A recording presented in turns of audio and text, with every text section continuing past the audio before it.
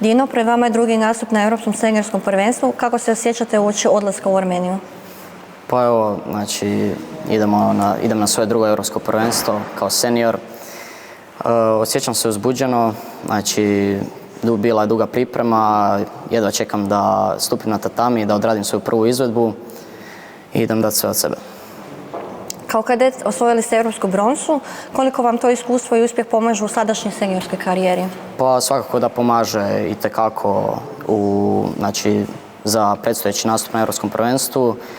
Skupio sam već mnogo iskustva kroz mlađe kategorije, znači kao što ste rekli od kadeta, od te europske bronce, pa onda i kroz juniore i trenutačno mlađe seniore, tako da svakako da mi to pomaže u predstojećem nastupu.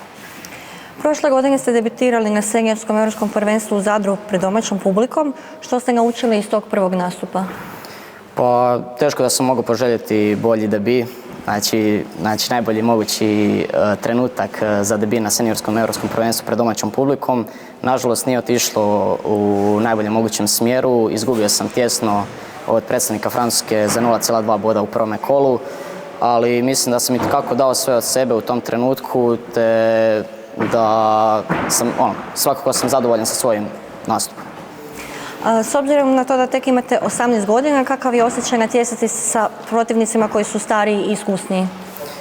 Pa natjecati se sa takvim natjecateljima koji su stariji je uvijek jedna posebna vrsta izazova, znači to je ipak jedan level iznad, ali idem na glavu, idem onako kako bi se reklo, bez respekta, dati sve od sebe, pa šta bude, bude. Koji su vaši osobni ciljevi u Armeniji? Pa moj osobni cilj je, znači, napredovati. Znači, biti svakako bolji, barem jednu stepenicu nego što je to bilo prošle godine. Znači, bilo to prolazak u drugi krug ili, daj Bože, medalja ili nešto, ali svakako, znači, popraviti svoj, znači, dati svoj maksimum i popraviti, znači, iz godine u godinu napredovati. Kako ste se pripremali za ovo prvenstvo? Jeste li nešto mijenjali u treninzima u odnosu na prošlu sezonu? Pa malo jesmo promijenili, to jest ne bih rekao čak da smo previše promijenili, koliko smo možda povećali intenzitet na nekim dijelovima pripreme. Znači, pošto je ovo seniorsko prvenstvo, naravno da smo dodali poseban naglasak na snagu i eksplozivnost, pošto ipak mlađe kategorije i starija kategorija, tu je jedna dosta velika razlika u tim atletskim izvedbama, ali itekako nismo zanemarili ni tehničke aspekte izvedbe. Kome dugujete najviše zahvalnosti za svoj dosadašnji razvoj i uspjehe u karijeri? Pa definitivno svom klubu. Znači moj klub uvijek na prvom mjestu je da me podrži i zahvaljujem na tome, ali i mojim svim dosadašnjim trenerima.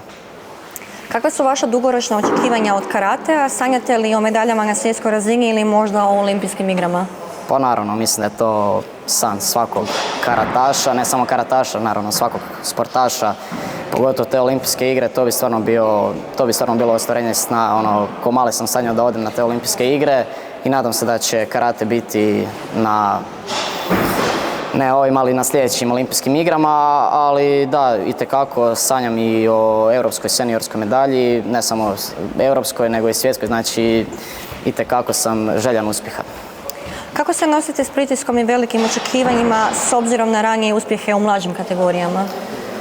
Pa, iskreno nemam neki prevelik pritisak, uvijek idem da dam u tom trenutku najbolje što mogu i jednostavno protiv svakog protivnika idem baš bez respekta, znači može biti on svjetski prvak, ja ću se postaviti na glavu protiv njega, pa idemo šta bude, bude.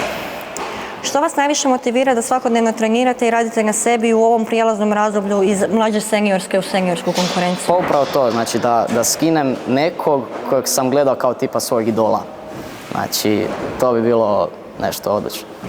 Hvala Dino i sretno. Hvala vama.